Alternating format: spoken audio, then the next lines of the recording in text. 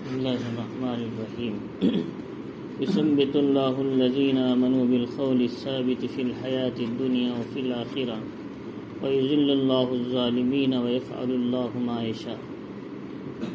شروع کرتا ہوں اللہ کے نام سے جو بڑا مہربان نہایت رحم والا ہے۔ یہ سورہ سورۃ ابراہیم ہے، اس کے اندر 50 پر 2 آیتیں ہیں۔ تو اللہ رب العزت نے اس سورے کا نام سورہ ابراہیم اس لیے دیا کہ اس سورے میں اللہ تعالیٰ نے ابراہیم علیہ السلام کی دعائیں اور آپ کا اپنی اولاد کے لیے فکر کرنا اس میں ذکر فرمایا۔ اللہ رب العزت نے اس سورے کو سورہ ابراہیم میں بہت سے توحید کے مضامین بیان فرمائے۔ ان میں ایک مضمون اس سے پہلے بتایا کہ ایمان کے کلمے کی مثال، مومن کی مثال کھجور کے درخت کی طرح ہے۔ جیسے کھجور کا درخت مضبوط ہوتا ہے اور اس کی جڑیں مضبوط ہوتی ہیں،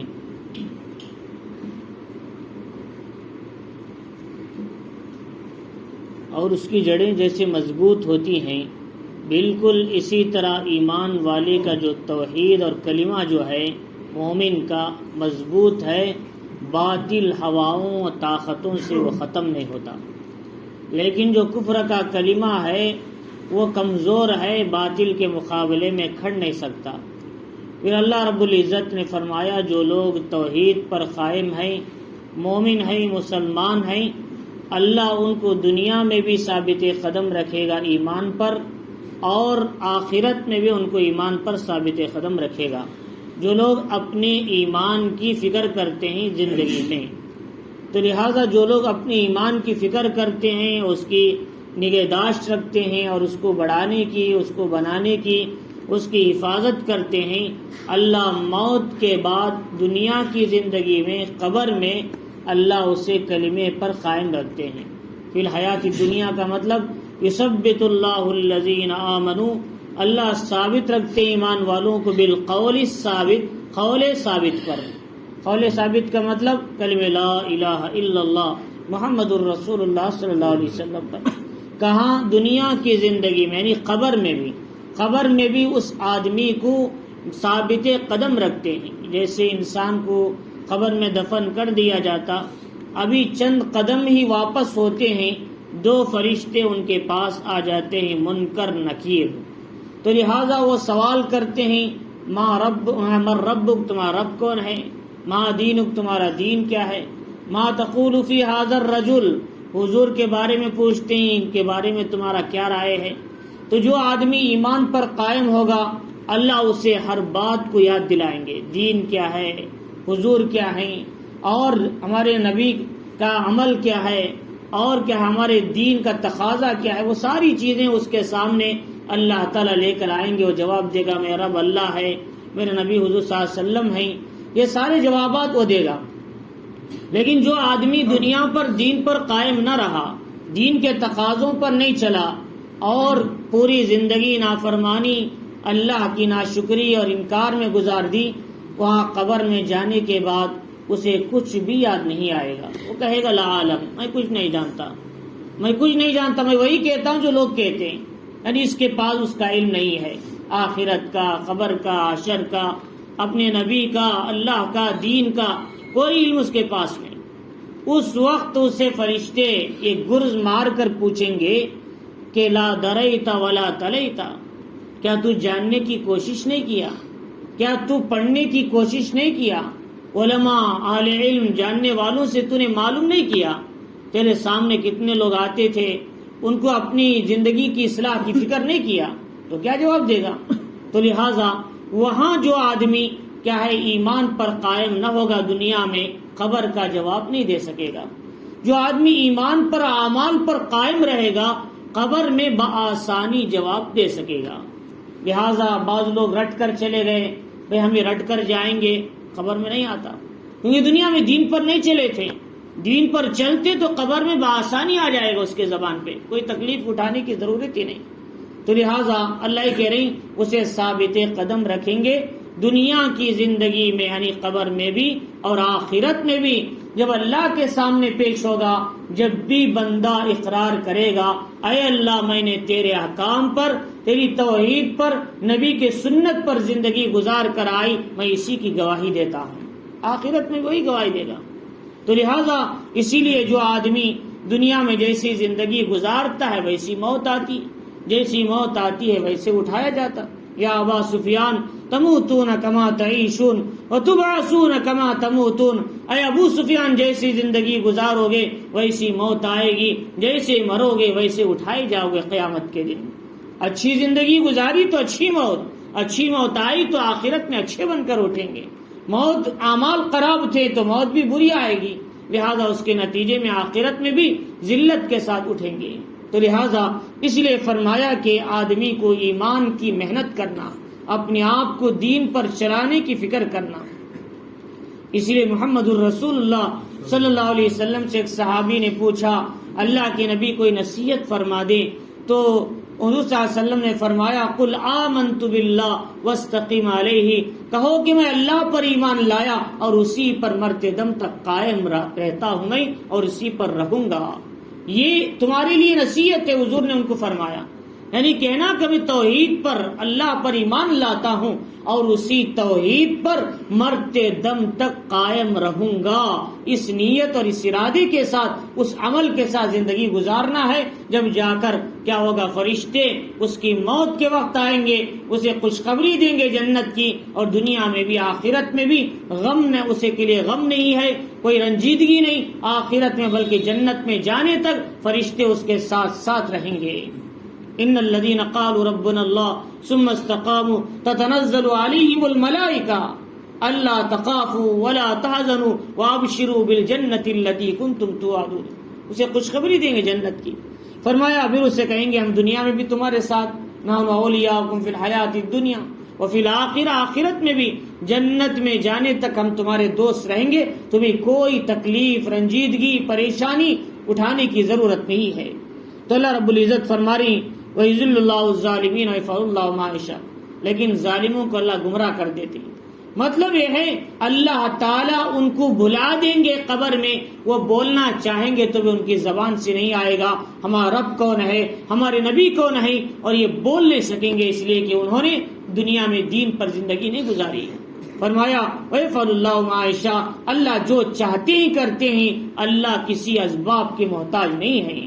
تو اللہ رب العزت نے آگے بتایا لیکن یہی دین، یہی ایمان تو کیا ہے، اہل عرب کے پاس بھی آیا، قریش کے پاس بھی آیا، کفار مشرکین کے پاس بھی آیا، لیکن انہوں نے اس ایمان کی نعمت کو انہوں نے کیا ہے کفر کے ذریعے سے ٹھکرا دیا، انہوں نے توحید کو شرک کے ذریعے سے ٹھکرا دیا۔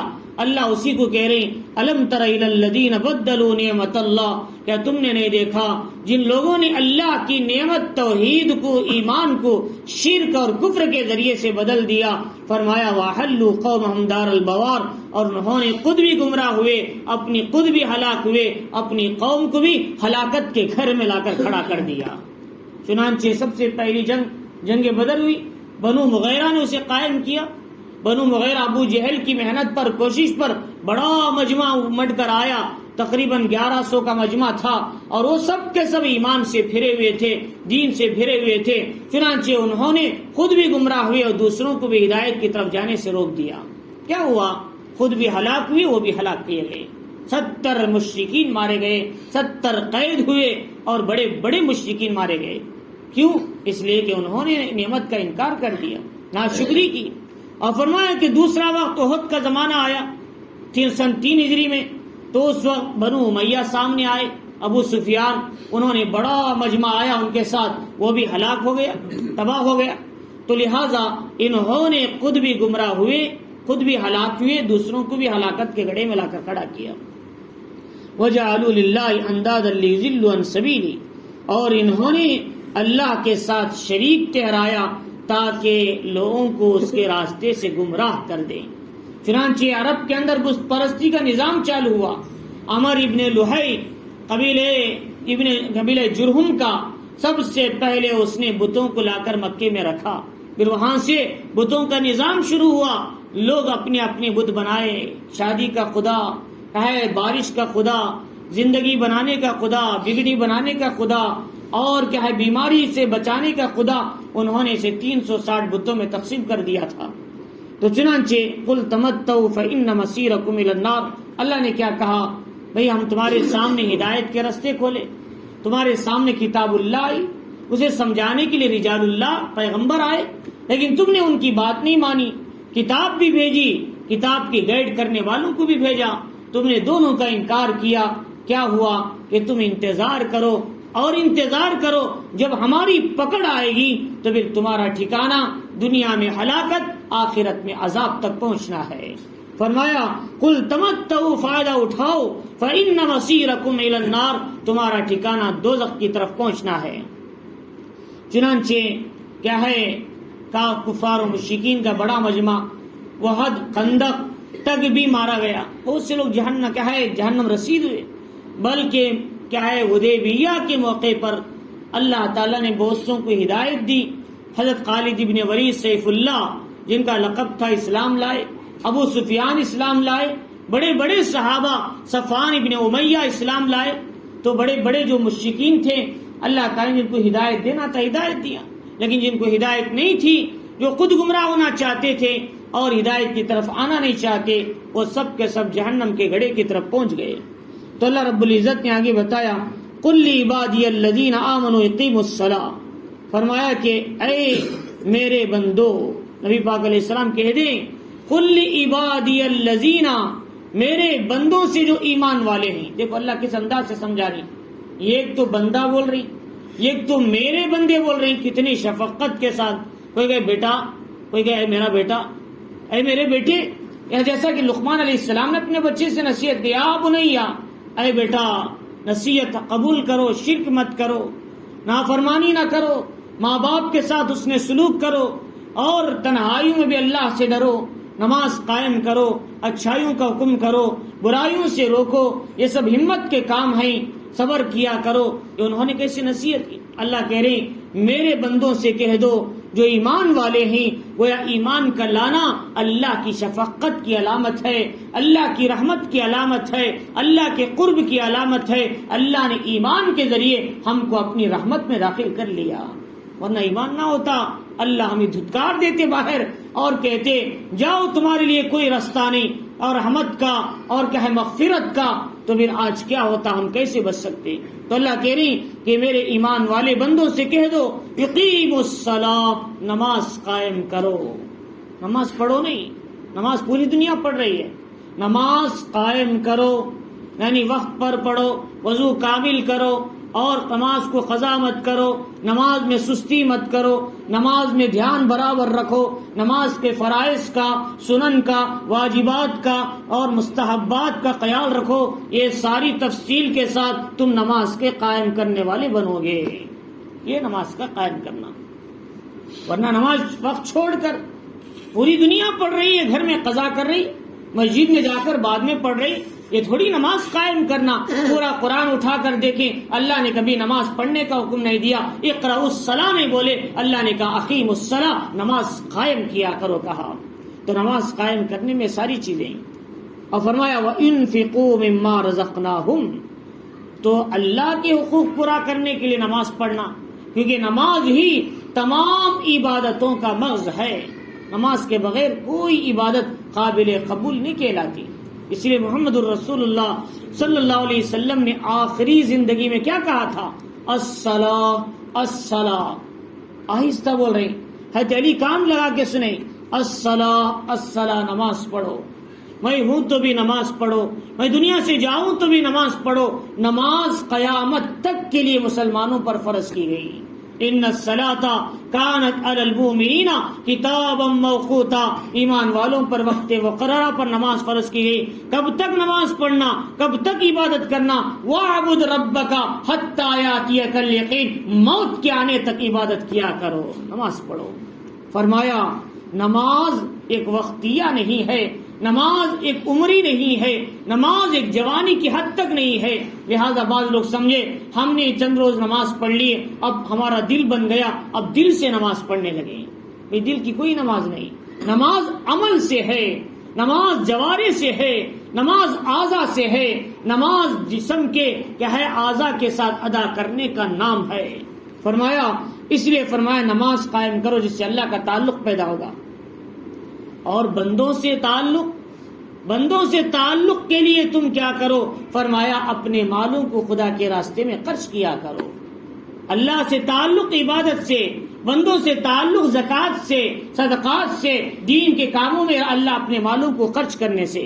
وَيُنْفِقُوا مِمَّا رَزَقْنَاهُمْ، کہو کہ مال خرچ کرو ہم نے ان کو جو دیا، سرًّا وعلانیہ، پوشیدہ بھی دیا کرو اور ظاہراً بھی دیا کرو. جہاں پوشیدہ دینے کی ضرورت وہاں پوشیدہ دو. رشتہ داروں کو دے رہے، 4 آدمی کو بول کے مت دو میرے رشتہ دار کو میں دے رہا ہوں. چھپانے کی ضرورت ہے، اس کی بے عزتی نہ ہو، اس کے عزت نفس پر حملہ نہ ہو، بلکہ وہ چاہتا ہے کوئی نہ دیکھے مجھے دیتے ہوئے. فرمایا ایسے دیا کرو کہ تم نے داہنے ہاتھ کو دیا بائیں ہاتھ کو بھی پتہ نہ چلے، اس طرح دے دیا کرو. لیکن جہاں مساجد کا مسئلہ ہے، مدارس کا مسئلہ ہے، دین کے کاموں کا مسئلہ ہے، جب اعلان کیا جاتا ہے تو اب کھل کر دیا کرو اللہ کے راستے میں. کیوں؟ وہاں ترغیب کا مسئلہ ہے. دوسروں کو دکھانا اس لیے کہ میں دے رہا ہوں اس لیے نہیں، تاکہ دوسرے لوگ بھی کچھ نہ کچھ دے دیں. محمد الرسول اللہ صلی اللہ علیہ وسلم کے زمانے میں غزوہ تبوک میں اعلان ہوا، کوئی صحابی کیا ہے کچھ لا کر رکھا، کسی نے کچھ لا کر رکھا. ایک صحابی معذور تھے، انہوں نے صبح سے شام تک کیا ہے کچھ نہ کچھ کیا ہے محنت کر کے چند کھجور لا کر دیے. حضور نے فرمایا تمہارے کھجور تمام مال پر سب سے زیادہ وزنی ہے، اوپر رکھ دیا. فرمایا یہ اظہار تھا. تو جہاں ظاہر دینے کی ضرورت جہرن وہاں جہرن دینا، جہاں چھپانے کی ضرورت وہاں چھپانا ہے. اسی لیے قرآن مجید نے فرمایا کہ یا ایھا الذین آمنوا لا تبطلوا صدقاتکم بالمن والأذى، ایمان والو تم اپنے مالوں کو کیا ہے اپنے صدقات کو بیکار مت کرو، احسان جتا کر، تکلیف دے کر. رشتہ داروں کو دیتے ہیں پھر 4 آدمی کو بولتے پھرتے ہیں. فرمایا یہ تکلیف دینا، احسان جتانا، یہ ہمارے مال کو بیکار کر دیتا ہے. تو اللہ رب العزت نے بتایا قرآن کا ہر حکم ہمارے لیے نصیحت ہے. اللہ کیوں بتا رہی؟ تاکہ تم ویسے زندگی گزارو جیسے رب تمہیں چاہتا ہے گزارنا. جیسے رب تمہیں گزارنا چاہتا ہے وہ کیسے گزارے؟ صحابہ نے گزارا، تابعین نے گزارا، تبع تابعین نے گزارا، اولیاء نے گزارا، ویسی زندگی جیسے خدا چاہتے تھے. تو چنانچہ فرماتی ہیں کہ ہمیں چاہیے کہ ویسے زندگی گزارے جیسے اللہ چاہتے ہیں. اور اس کے بعد یہ بتایا من قبل ان یاتی یوم، اور مال خرچ کرنے کا سب سے اچھا وقت کون سا ہے؟ مال کی محبت ہے. اور مال دینے میں نفس کہتا تم غریب ہو جاؤ گے، اور مال جمع کرنے کی حرص ہے، مال دیتے ہوئے تمہیں پریشانی ہو رہی ہے. فرمایا ایسے وقت میں صدقہ کرنا زیادہ ثواب ہے. فرمایا ورنہ تو آخری عمر میں سب صدقہ دیتے ہیں، سب دے، اس لیے اب کیا کرنا رہ کے، مجھے تو جانا ہے اس لیے ان مدرسے کو دے دو، اس کو دے دو، اس کو. اب دینے کا اتنا زیادہ وزن نہیں ہے جتنا صحت میں، مال کی خواہش میں، مال کی محبت میں، فقر فاقے کا امکان ہو، ایسی حالت میں دینے کا ثواب زیادہ ہے. فرمایا اس وقت دیا کرو اللہ کے راستے میں. تو فرماتی کہ اس دن کے آنے سے پہلے دیا کرو جس دن کوئی بیع و شرا نہیں، کوئی دوستی کام نہیں آتی. لہذا کوئی آدمی دنیا میں کسی وقت نہیں دیا تھا، اس وقت کہے گا چلو بھائی آج دے دو، میں تم کو بعد میں دے دیتا ہوں. آخرت میں کوئی دینے والا نہ ہوگا، کوئی دوست کام نہیں آئے گا. اس دن کے آنے سے پہلے ہم اپنے مالوں کو اللہ کے راستے میں لگا کر اس کا حق ادا کرنا ہے. تو چنانچہ اللہ رب العزت نے فرمایا 2 کام کرنا میرے بندے ایمان والو. ایک نماز پڑھو جس سے میرا تعلق ہوگا، میرے بندوں سے تعلق کے لیے تم زکوٰۃ دیا کرو. میرے بندوں سے تعلق اور میرے ساتھ تعلق گویا کہ کیا ہے تم حقوق اللہ، حقوق العباد، یہ دونوں کے ذریعے سے میرے پاس آ سکتے ہو. اگر صرف تم حقوق اللہ تو پورا کر رہی، حقوق العباد میں کمی ہے تو یقین مانو تم جنت میں نہیں جا سکتے. فرمایا حقوق العباد حقوق اللہ سے بھی زیادہ پاورفل ہے. ایک آدمی کسی کا قرض مار دیا، اڑا مار دیا، جنت میں نہیں جا سکتا جب تک کہ اپنی نیکیاں اٹھا کر اسے نہ دے دے. ورنہ ایک آدمی کسی پر تہمت لگایا جنت میں نہیں جا سکتا جب تک کہ جنت کے باہر اپنا فیصلہ طے نہ کر لے. اور وہاں طے کرنے کے لیے نہ پیسہ ہوگا نہ کوئی مال ہوگا، اپنی نیکیاں اٹھا کر اسے دینا پڑے گا، جبکہ وہاں نیکیوں کا شارٹیج چلتا ہوگا. ہمارے پاس نیکیاں نہیں، ہم دوسروں کو دیں گے تو کیا بچے گا؟ اس لیے محمد الرسول اللہ صلی اللہ علیہ وسلم نے فرمایا کہ مفلس کو نہیں جانتے ہو؟ فرمایا اللہ کے نبی علیہ الصلوۃ والسلام کو پوچھنے پر صحابہ نے، اللہ کے نبی جس کے پاس مال نہیں، جس کے پاس کھانے کے لیے نہیں، وہ مفلس ہے؟ فرمایا نہیں، یہ دنیا کا مفلس ہے، آخرت کا مفلس وہ ہے۔ فرمایا ایک آدمی نمازیں لے کر آئے گا، زکوٰۃ لے کر آئے گا، حج لے کر آئے گا، نوافل لے کر آئے گا، سب کچھ لے کر آئے گا، لیکن مال اتنا نیکیاں ہوں گی ایسے پہاڑ کے برابر ہوں گی، لیکن ادھر سے کوئی ایک آدمی آئے گا، وہ کہے گا کہ اے اللہ اس نے میری زمین ہڑپ دیا تھا، دوسرا آئے گا کہے گا اے اللہ اس نے مجھے ایذا دی تھی، تیسرا آدمی آئے گا اے اللہ اس نے مجھ پر تہمت لگائی تھی، چوتھا آئے گا اس نے مجھے گالی دیا تھا۔ اس طرح کے سارے لوگ تقاضا کرنے والے آئیں گے، اللہ کہیں گے چلو تمہارے پاس ان کو دینے کے لیے کچھ نہیں ہے، تمہاری نیکیاں اٹھا اٹھا کر دو، ساری نیکیاں دے دی جائیں گی، اس کے بعد بھی وہ اور باقی رہیں گے سوال کرنے والے، فرمائیں گے تمہارے گناہ اٹھا کر اس پہ ڈال دو، اب یہ سیدھے جہنم میں پہنچ جائے گا۔ اتنی پہاڑ نیکیاں لے کر بھی کیا فائدہ؟ ہم نے حقوق العباد پورا نہیں کیا تھا، معاملات کی گڑبڑ تھی ہمارے پاس، معاشرت کی گڑبڑ تھی، اخلاق کی گڑبڑ تھی، لیکن عبادتیں تو بہت تھے، لیکن سب کے سب معاملات کو صحیح کرنے میں ختم ہو گئے۔ اس لیے فرمایا دنیا میں معاملات صحیح کر لو تاکہ آخرت میں حساب دینا نہ پڑے، نیکیوں کا اٹھانا، نیکیوں کا ذخیرہ دینا نہ پڑے۔ اس لیے فرمایا کہ فرماتی ہیں کہ آخرت سے پہلے دنیا میں اپنی اصلاح کر لیا کرو، کسی سے کچھ مسئلہ ہو گیا ابھی سے حل کر لو، معافی مانگو، اس لیے کہ قیامت کے دن معافی مانگنے کا کوئی موقع نہ ہوگا۔ فرمایا اللہ الذی خلق السماوات والارض، اللہ کی ذات ہے جس نے آسمان و زمین کو پیدا کیا، وانزل من السماء ماء، آسمان سے پانی کو اتارا، فاخرج به من الثمرات، اور اس سے پھلوں کو نکالا، رزقا لکم، یہ کس لیے؟ تمہارے فائدے کے لیے۔ اللہ تعالیٰ کہہ رہی ایک تو آسمان بنائے تمہارے لیے سر کے اوپر، زمین بنائے تمہارے رہنے کے لیے زمین میں، اور زمین سے آسمان سے بارش برسائی تمہارے کھانے کے لیے اس میں انتظام کیا۔ فرمایا ثم شققنا الارض شقا، ہم نے زمین کو پھاڑا، فانبتنا فیہا حبا، اور اس میں ہم نے دانے ڈالے، فانبتنا فیہا حبا، اس سے کیا ہے دانے نکالے، جوار کے، گیہوں کے، کھانے کے سارے دانے نکالے، فانبتنا فیہا حبا، وعنبا، انگور نکالے، وخزبا، ترکاریاں نکالی، وفاکہۃ وابا، میوے نکالے، اور تمہارے جانوروں کے لیے چارہ نکالا، متاع لکم ولانعامکم، تمہارے جانوروں کے فائدے کے لیے۔ فرمایا یہ سارا کائنات کا نظام کس لیے؟ اس انسان کے لیے جو مومن کے لیے، لیکن ہم کس لیے؟ آخرت کے لیے، رب کے لیے ہم تیار ہیں۔ لہذا ہمیں سمجھے کہ صرف کائنات سے فائدہ اٹھاؤ، مر کر ہڈی ہو جاؤ گے، ہمیں کوئی پوچھنے والا نہیں۔ افحسبتم انما خلقناکم عبثا، کیا تم یہ خیال کرتے ہو کہ ہم نے تمہیں بیکار پیدا کر دیا؟ بلکہ تم کو آنا ہے، اپنے حساب دینا بھی ہے، ایک ایک پائی کا حساب دینا۔ تو اللہ رب العزت فرما رہی ہم نے ساری نعمتیں دی، تمہارے کھانے کا انتظام کیا، کیوں؟ اس لیے کہ تمہارا جسم مٹی سے بنا ہے، اور مٹی کا غذا تمہیں زمین سے دی جائے گی، لیکن تمہارے اندر ایک روح ہے، جان، اور روح کیا ہے؟ اللہ نے اپنے ہاتھوں سے ڈالا، اس کا غذا اللہ آسمان سے اتارا ہے۔ قرآن، حدیث، علوم نبوی، علوم کیا ہے صحابہ اکرام کے ہے عمل، اور ان کا کیا ہے اعمال، اور ان کی قربانیاں، یہ ساری چیزیں روح کو طاقت پہنچاتی ہیں۔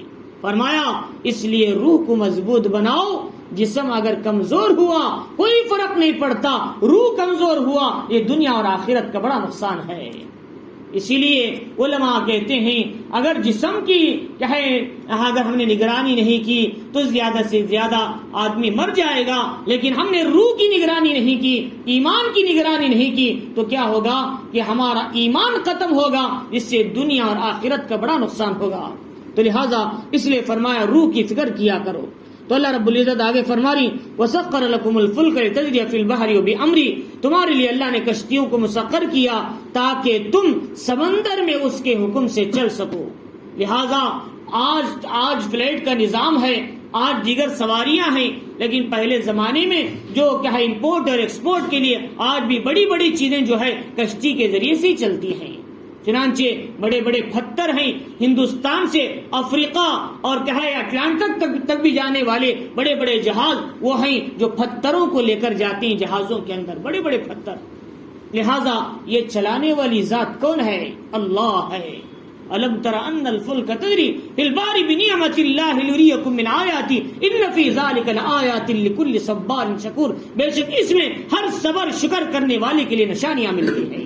غور کرو یہ کشتیاں چلانے والا کون، جبکہ اس کشتی میں اتنے ہزاروں ٹن کا پتھر رکھا ہے، نیچے پانی ہے، یہ کشتی برابر چل رہی ہے، یہ کس کے حکم سے؟ یہ رب کے حکم سے چل رہی ہے۔ فرمایا کہ ساری کشتیاں اللہ کے حکم سے چلتی ہیں۔ وَسَخَّرَ لَكُمُ الْأَنْهَارَ، اللہ نے تمہارے لیے نہروں کو مسخر کر دیا، سمندر سے تم دریا نکالتے ہو، کینال نکالتے ہو، چھوٹی چھوٹی نہریں نکالتے ہو، ریزرویر بناتے ہو، تالاب بناتے ہو، یہ سارا نظام اللہ نے تمہارے لیے آسان کر دیا۔ پوری زمین میں پانی بھر جاتا تو کیا کرتے؟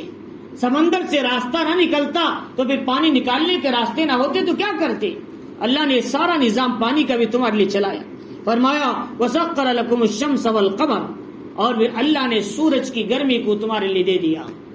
لہذا اگر کسی ملک میں ٹھنڈ ہی ٹھنڈ ہو، وہاں کے لوگوں کو پوچھو ان کی زندگی کیسے اجیرن بن جاتی ہے، وہ کیسے پریشان رہتے ہیں۔ کبھی کشمیر کے وادیوں میں جا کر پوچھیں، کبھی سیبریا کے پہاڑوں میں جا کر پوچھیں، ان کو 6 مہینے تک کبھی سورج نہیں نکلتا، ان کی زندگی کیسے گزرتی ہے۔ وہ تڑپتی ہی آگے سورج کی گرمی کے لیے، وہ انتظار کرتے ہی سورج کی دھوپ کے لیے۔ ہمارے پاس ہی 1 مہینہ اگر طوفان لگ جائے تو کتنا پریشان ہوتے ہیں لوگ، دھوپ کب نکلے گی، ہمارے کپڑے نہیں سوکھ رہے، ہمیں سردی ہے، ہمیں تکلیف ہے۔ اللہ کہہ رہی یہ سورج کا نظام صبح میں کہاں نکلتا ہے، شام میں ڈوبتا ہے، صبح میں نکلتا ہے، شام میں ڈوبتا ہے، دستور پر، قانون پر برابر ہمارے حکم پر چل رہا ہے۔ یہ کس نے کیا؟ یہ تمہارے فائدے کے لیے، ہم نے تمہارے لیے نکالا۔ فرمایا کہ وَسَخَّرَ لَكُمُ الشَّمْسَ وَالْقَمَرَ، اور چاند کو نکالا۔ ٹھیک 29 تاریخ ہوتے ہی چاند چھپ جاتا ہے، پھر 1 تاریخ پہ نکل جاتا ہے، اور کھجور کی پرانی ٹہنی کی طرح ہوتا ہے۔ حَتَّى عَادَ كَالْأُرْجُونِ الْقَدِيمِ، سورہ یاسین میں اللہ کہتے ہیں۔ پھر نکل جاتا ہے چھوٹا سا چاند، پھر بڑا ہوتا ہے، پھر چھوٹا ہوتا ہے۔ اس میں تم نماز طے کرتے ہو، عبادتیں طے کرتے ہو، عیدیں طے کرتے ہو، حج کی عبادتیں طے کرتے ہو، تاریخ طے کرتے ہو۔ یہ سارا نظام ہم نے تمہیں چاند کے ذریعے سے دیا۔ یسألونک عن الأہلہ قل ہی مواقیت للناس والحج، لوگ پوچھتے ہیں چاند کے بارے میں، چاند تمہاری عبادتوں، نماز کے اوقات معلوم کرنے کے لیے اللہ نے پیدا کیا، ساری چیزیں اللہ نے پیدا کی۔ تو لہٰذا اس لیے فرما رہی کہ اللہ تعالیٰ کہہ رہی ہے سارا یہ جو نظام ہے، یہ سورج اور چاند برابر اللہ کے حکم پہ چل رہے ہیں، ایک قدم آگے ایک قدم پیچھے نہیں۔ کیوں؟ اللہ سے ڈر کے زندگی گزاری۔ اسی لیے محمد الرسول اللہ صلی اللہ علیہ وسلم نے فرمایا کہ حضرت ابو ذر رضی اللہ تعالیٰ غالباً حضور صلی اللہ علیہ وسلم کے پاس مغرب کے وقت میں بیٹھے ہوئے تھے۔ پوچھا ہے ابو ذر یہ سورج ڈوبتا ہے تو کہاں جاتا ہے؟ فرمایا اللہ عالم، اللہ رسول عالم، اللہ اس کے رسول جانتے۔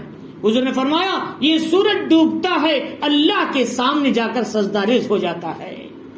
سورج ڈوبتا ہے اللہ کے سامنے جا کر سجدہ ریز ہوتا ہے، اللہ سے پوچھتا ہے اے اللہ اب آپ کا حکم کیا ہے، مغرب سے نکلوں یا مشرق سے نکلوں؟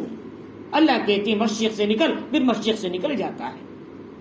لیکن قیامت سے پہلے اللہ کہیں گے مغرب سے نکل، چنانچہ مغرب سے نکلے گا تو پھر کیا ہوگا کہ وہ قیامت کے واقع ہونے کا وقت ہوگا۔ اور جب سورج مشرق سے نکلے گا توبہ کا دروازہ بند کر دیا جائے گا، کوئی انسان توبہ نہیں کر سکے گا اس وقت، اور انسان کہے گا تھوڑا وقت ہے نکالو دروازہ تاکہ نماز پڑھ لوں۔ کرونا کے زمانے میں 5 آدمی نماز پڑھتے دروازہ بند کر کے، بھائی آپ کو نماز پڑھتا ہوں تھوڑا ہی زیادہ، نہیں میں 5 آدمی سے زیادہ نہیں آنا۔ فرمایا اس سے اللہ کہیں گے کہ اب توبہ کا کوئی زمانہ نہیں، توبہ کا کوئی وقت نہیں، اب دروازہ بند ہو چکا ہے، جاؤ تم، اب تمہارے لیے آخرت میں فیصلہ ہوگا۔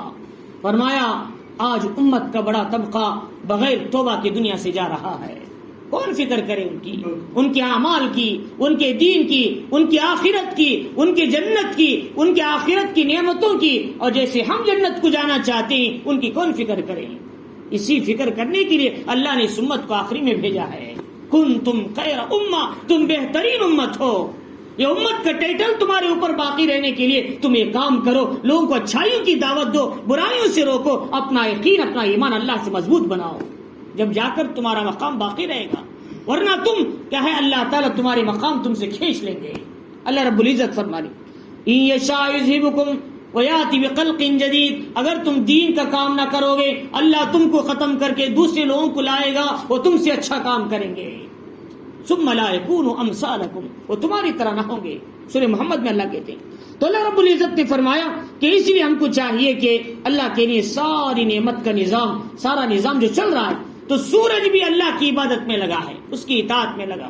اس لیے فرمایا تضرعوا وبكوا فإن الشمس والقمر يبكون من خشية الله، لوگوں رو گڑ گڑاؤ اللہ کے سامنے، سورج اور چاند بھی اللہ کے خوف سے روتا ہے، گڑ گڑاتا ہے.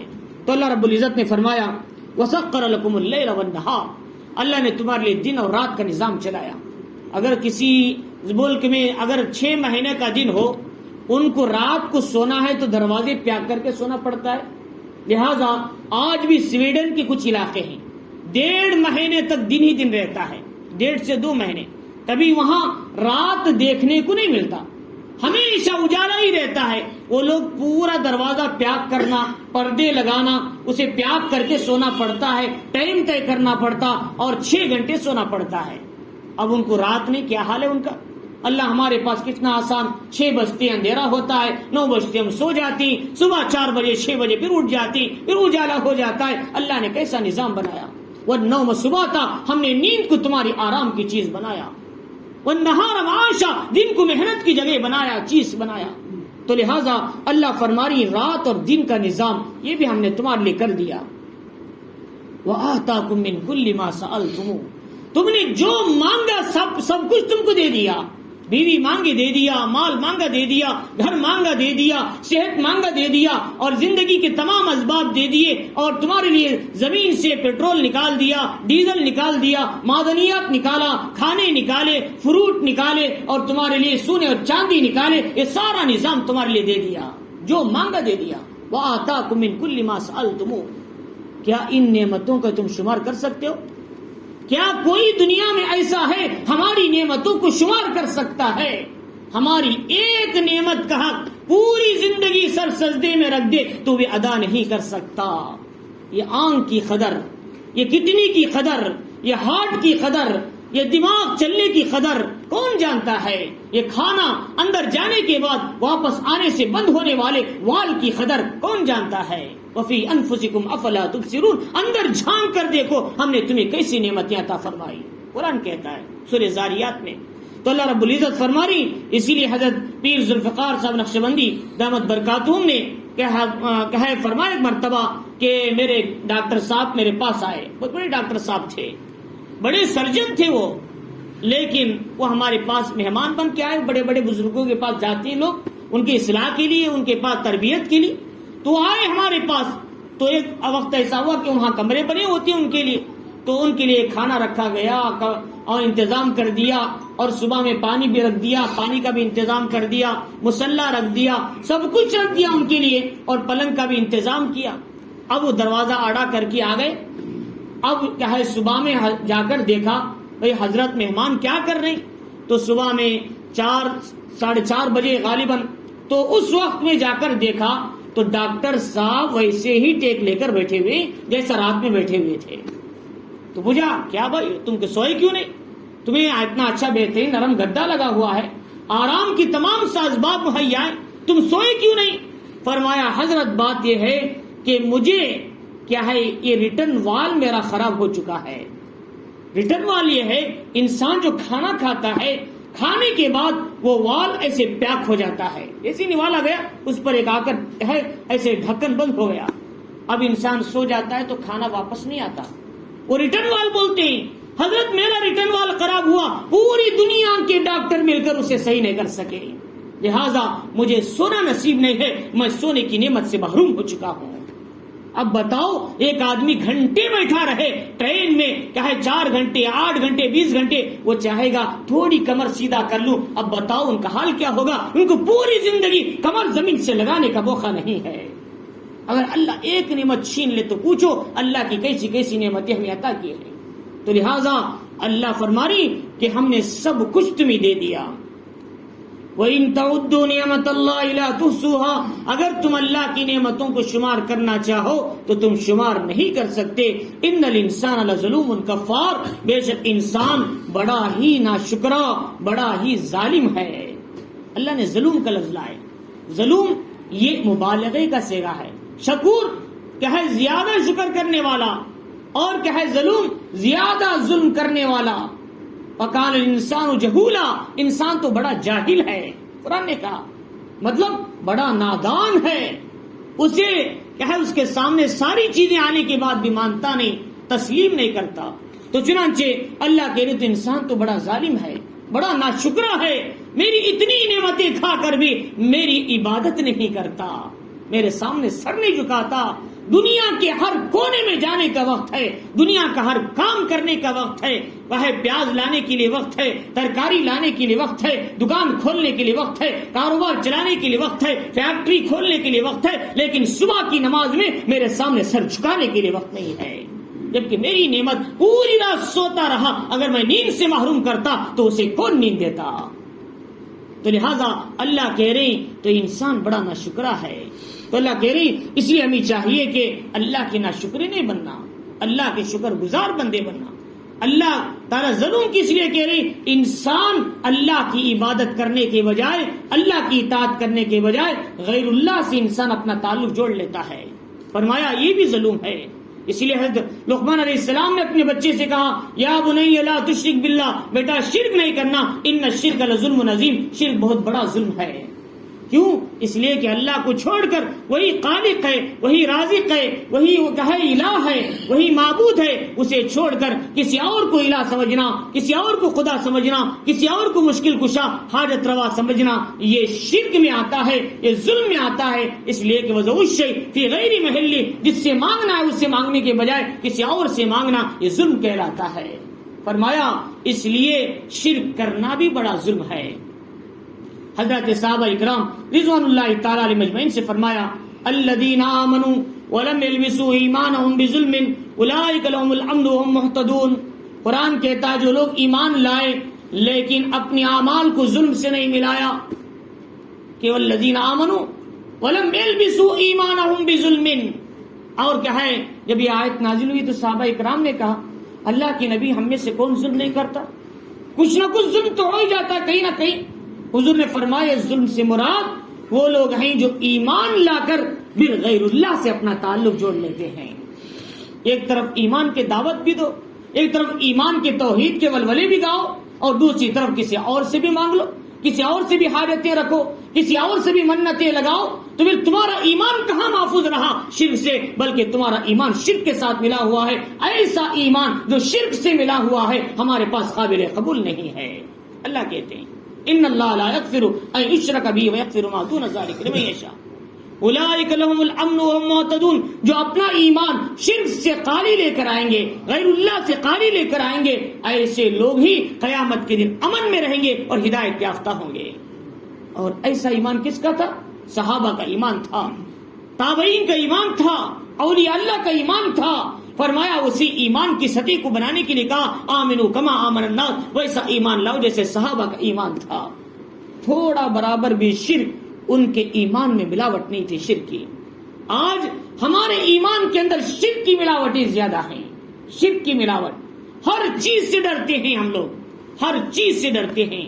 بلی سامنے سے گزری تو بھی ڈرتے ہیں, ہماری نصیب خراب کر دے گی, لہذا ہم دن اور رات سے ڈرنے لگتے ہیں.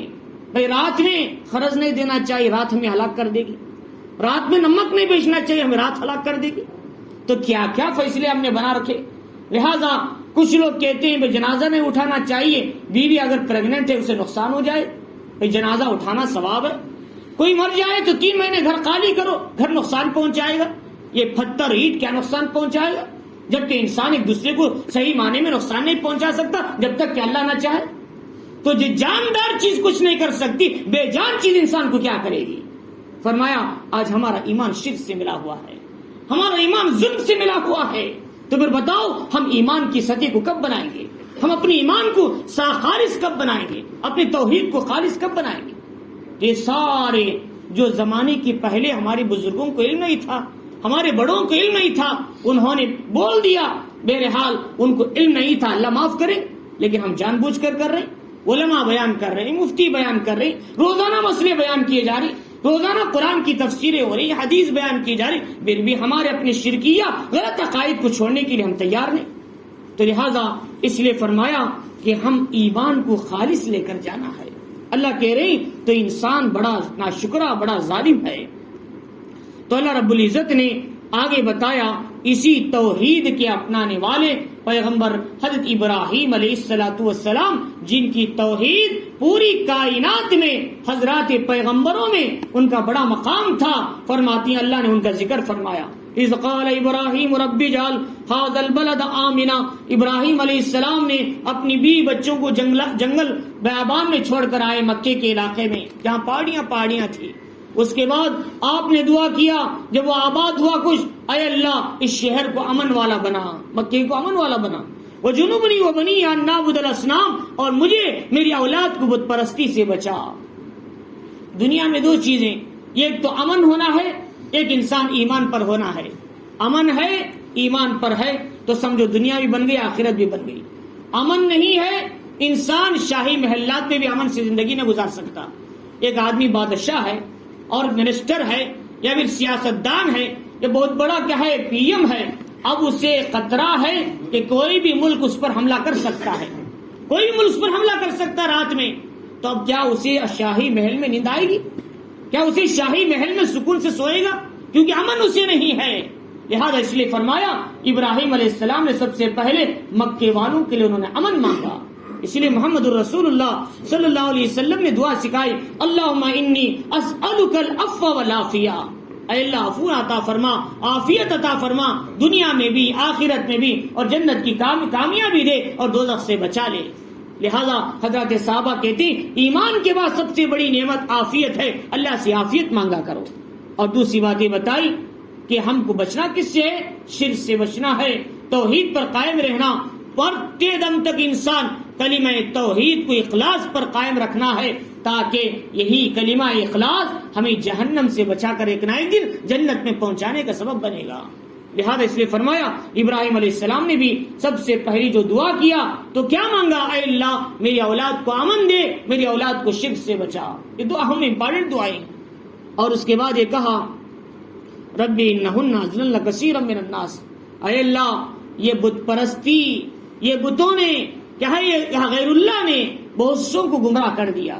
کئی لوگ اس کے پیچھے پڑھ کر اللہ کی عبادت، تیری عبادت کو چھوڑ دیا. فرمایا فمن تبعنی فانہ منی. میرا کام دعوت دینا، میرا کام سمجھانا. کوئی سورج کی پوجا کر رہا ہے، کوئی چاند کی پوجا کر رہا ہے، کوئی درخت کو خدا سمجھ رہا ہے، کوئی جھاڑ کو خدا سمجھ رہا ہے، کوئی پتھر کو خدا سمجھ رہا ہے. میرا کام دعوت دینا ہے، لیکن جس نے میری اتباع کی وہ میرا ہے، یعنی وہ ہدایت پر آئے گا. ومن عصانی، لیکن جو میری نافرمانی کرے فإنک غفور الرحیم، تو بخشنے والا بڑا مہربان ہے. اب پیغمبر دعا کر رہی اور بتا رہی ہے اللہ جو مجھ سے میرے پاس آئے اور میری بات مانے تو لہٰذا یہ آپ کا فضل ہے، آپ نے اسے توفیق دے دیا. لیکن جو نہیں مانے آپ انہیں ہلاک تو نہیں کر سکتے، لیکن آپ بخش تو سکتے ہیں. تو پیغمبر نے ادب کے دائرے میں رہ کر اللہ سے دعا کی اپنی قوم کے لیے.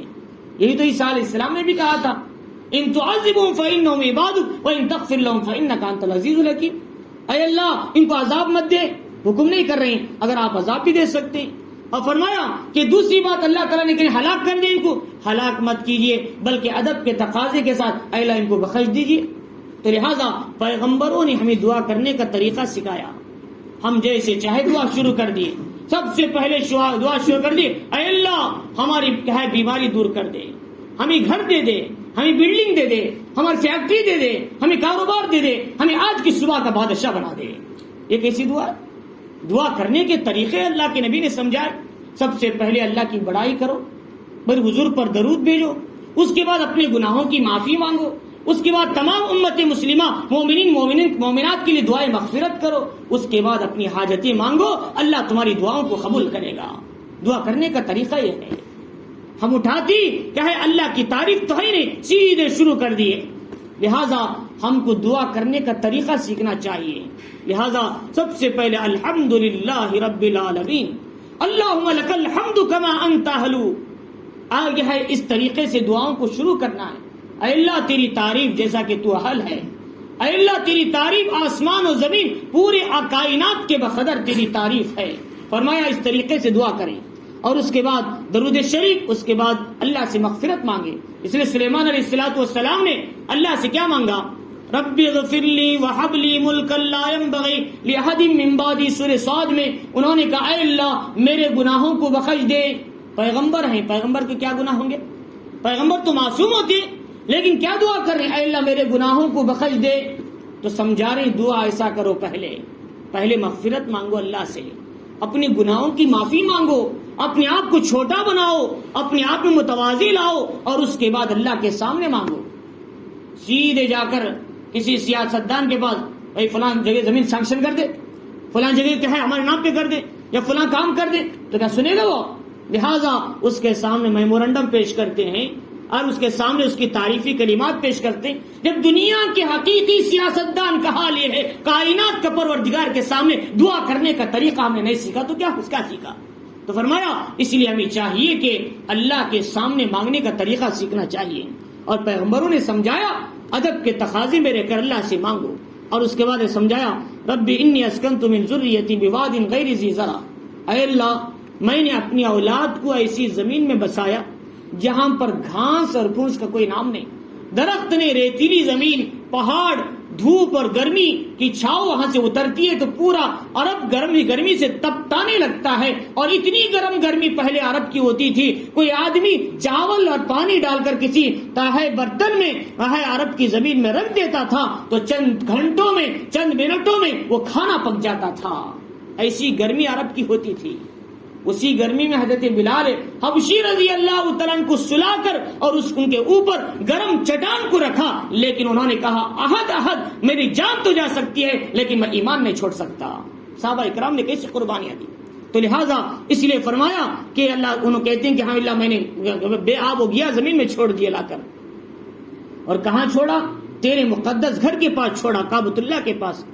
اور ربنا لیقیموا الصلاۃ، کیوں؟ اس لیے کہ یہاں بہترین فیکٹری بن جائے، بڑی کارخانے بن جائے، اچھے کاروبار بن جائے، اچھے باغیچے لگا لے. اس لیے نہیں چھوڑا میں نے، اس لیے چھوڑا یہاں کے لوگ نماز قائم کرنے والے بن جائے. کیا کریں؟ نماز پڑھنے والے بن جائے. ربنا لیقیموا الصلاۃ فجعل افئدۃ من الناس. اور فرمایا لوگوں کے دلوں کو، کچھ لوگوں کے دلوں کو اس کعبے کی طرف متوجہ کر دے. لہذا نماز سب سے اہم عبادت ہے. اس لیے ابراہیم علیہ السلام نے ایمان مانگنے کے بعد، امن مانگنے کے بعد اپنی اولاد کے لیے تیسری بات کہی، اے اللہ نماز قائم کرنے والی بنا میری اولاد کو. لیکن آج پہلے زمانے کے مقابلے میں آج کا عرب وہ نہیں ہے جو پہلے عرب تھا. پہلے زمانے میں جو ہے آج سے 20 سال پہلے، 25 سال پہلے کوئی آدمی ایک وقت کی نماز چھوڑتا تو اسے بازار میں لا کر 5 کھمچیاں مارا کرتے تھے. کوڑے معمول ہلکا کوڑے کے جیسا رسی آتی تھی، 5 مارتے تھے. اس لیے کہتے تو نے نماز چھوڑ دیا. تو لہٰذا نماز چھوڑنے کا بڑا نقصان ہے. اس لیے فرماتے ہیں کہ ذرا بعد میں بات کریں گے تفصیلات مخاطب. تو دیکھو میں اللہ کا کلام سنا رہا ہوں، آپ بات کر رہے ہیں. آپ کو بیزار ہو تو بند کر دیتا ہوں، کوئی مسئلہ نہیں، مجھے کوئی تکلیف نہیں. مجھے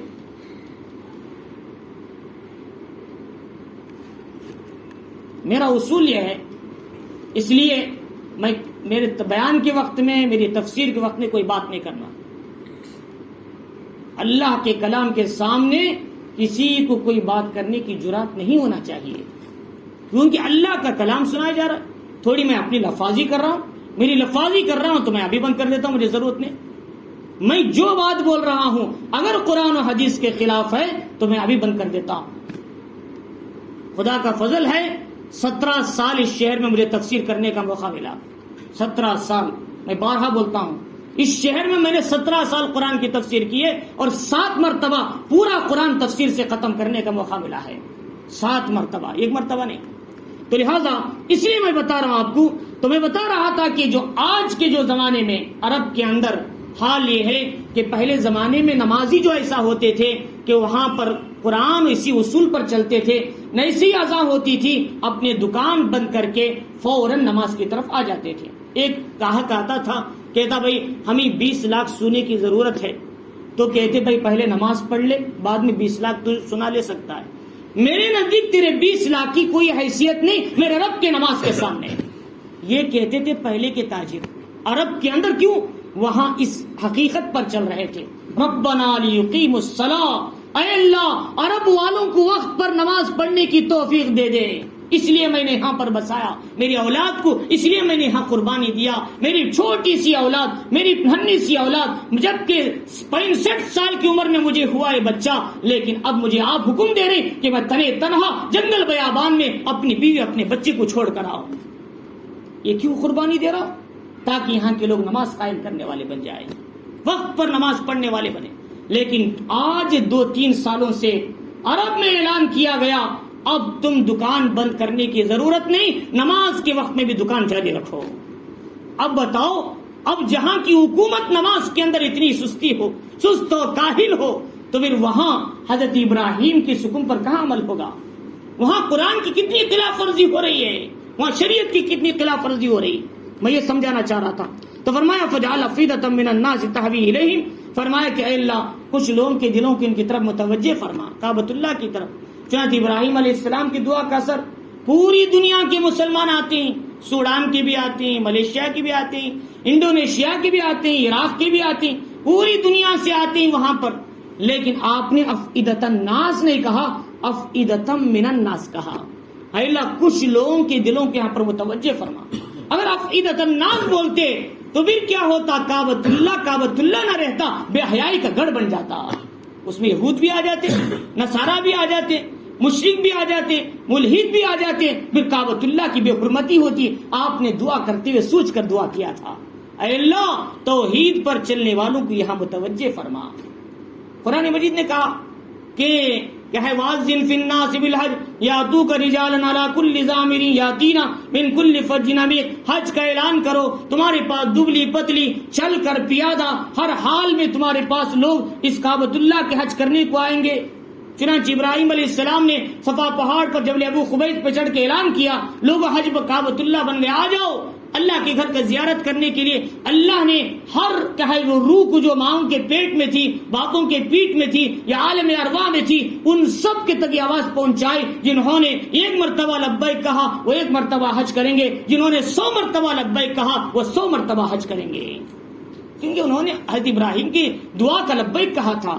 سب سے پہلے اس دعا اس آواز کا لبیک کہنے والے یمن والے تھے، اس لیے یمن والوں نے سب سے پہلے کعبۃ اللہ کا حج کیا تھا۔ تو اللہ رب العزت آگے فرما رہی ہیں وَارْزُقْهُم مِّنَ الثَّمَرَاتِ، اے اللہ یہاں کے لوگوں کو پھلوں کی فراوانی عطا فرما، روزی کی۔ اور ابراہیم علیہ السلام نے یہاں نہیں کہا اے اللہ یہاں کھیتیں ڈالنے کی توفیق عطا فرما، یہاں باغات پیدا فرما، یہاں کیا ہے ترکاریاں پیدا فرما، یہاں فروٹ پیدا فرما، نہیں کہا اے اللہ یہاں کے لوگوں کو روزی کا انتظام فرما۔ کیوں؟ حضرت ابراہیم علیہ السلام جانتے تھے اللہ اسباب کے محتاج نہیں ہیں، فروٹ کے لیے کھیتوں کی محتاج نہیں، درختوں کی محتاج نہیں۔ بے موسم کا پھل بھی عرب میں ملتا ہے، آپ جا کر دیکھو، بے موسم کا پھل، سردی کا پھل عرب میں ملتا ہے، گرمی میں، گرمی کا پھل سردی میں ملتا ہے۔ یہ حضرت ابراہیم کی دعا کا اثر ہے، وَارْزُقْهُم مِّنَ الثَّمَرَاتِ۔ اب اللہ تعالیٰ کو تو ضرورت نہیں اسباب کی، لہذا پوری دنیا میں سیب جو پہلے نمبر کے کشمیر میں اگتے ہیں وہ کہاں جاتے ہیں معلوم ہے آپ کو؟ سعودی عرب جاتے ہیں سب سے پہلے، اس کے بعد جو بچ گئے وہ ہمیں ہندوستان میں اننت پور یا دیگر علاقوں میں پھیلائے جاتے ہیں۔ لہذا ورنہ تو اصل مال کعبۃ اللہ کو پہنچتا ہے۔ یہ پہنچنا کس نے توفیق دی؟ یہ کیسے انتظام ہو رہا ہے؟ یہ سب ابراہیم علیہ السلام کی دعا کا اثر ہے۔ لعلہم یشکرون، اور یہ ساری نعمتیں کیوں دینا ہے؟ تاکہ مکے والے شکر گزاری کر سکیں، تاکہ یہاں کے لوگ شکر گزار بن جائیں۔ لہذا ابراہیم علیہ السلام نے ایک دعا امن کی کیا، لہذا آج بھی امن ہے کعبۃ اللہ میں، مکہ مدینہ میں کوئی پریشانی نہیں، امن کے ساتھ زندگی گزار رہے۔ اور دوسری بات شرک بت پرستی سے بچایا، لہذا آج بھی کوئی کافر مکے میں داخل نہیں ہو سکتا۔ لیکن آج کا قانون یہ ہے کہ لوگ بدل بدل کر یہود و نصارہ بھی اندر جا رہے ہیں، اللہ حفاظت فرمائے۔ اور تیسری بات یہ ہے کہ ابراہیم علیہ السلام نے دعا کی اے اللہ نماز قائم کرنے والے بنا، چنانچہ کعبۃ اللہ میں 24 گھنٹے نماز ہوتی ہے، آپ دیکھ سکتے ہیں۔ اور چوتھی بات آپ نے دعا کی اے اللہ لوگوں کو متوجہ فرما، دنیا کے ہر کونے سے لوگ حج کو جاتے ہیں، پانچویں دعا کی، اے اللہ عرب والوں کو، یہاں کے رہنے والوں کو، مکے والوں کو پھلوں کی فراوانی عطا فرما، روزی عطا فرما، اللہ کے فضل سے خوب روزی وہاں پر ملتی ہے۔ یہ ساری باتیں آپ نے دعا کیا، اس کے بعد کہا کس لیے ساری نعمتوں کی میں مانگ رہا ہوں، تاکہ یہاں کے لوگ شکر گزار بن جائیں۔ میرے حال تو ان آیتوں کے اندر اللہ رب العزت نے سب سے پہلی بات تو یہ بتائی کہ دیکھو اللہ تعالیٰ توحید پر جو زندگی گزارتے ہیں، خبر میں بھی ان کو توحید پر قائم رہنے اور آخرت میں بھی ان کو توحید پر قائم رہنے کا موقع دیتے ہیں۔ اللہ کے سامنے وہ ایمان کی حالت میں جاتے ہیں۔ لوگ دنیا میں دین پر نہیں چلتے، خبر میں بھی ایمان پر قائم نہیں رہ سکتے، آخرت میں بھی ایمان پر قائم نہیں رہ سکتے۔ اور اس کے بعد یہ بتایا کہ جو اللہ تعالیٰ کہہ رہے ہیں کہ اے ایمان والے بندو نماز پڑھو میرے حقوق کو ادا کرنے کے لیے، اور زکوٰۃ دیا کرو، اپنے مالوں کو خرچ کرو آخرت کے آنے سے پہلے، یہ بندوں کے حقوق کو پورا کرنا ہے اور دو کے ذریعے سے میرے قریب پہنچ سکتے ہیں۔ اور اس کے بعد یہ بتا اللہ نے بہت سی نعمتیں تمہیں دیا، ان نعمتوں کو تم گن نہیں سکتے، لہذا تم ان نعمتوں کو استعمال کر کے ناشکری مت کرو، ظلم مت کرو، بلکہ میری عبادت کرو، میری نعمتوں کی شکر گزاری کیا کرو۔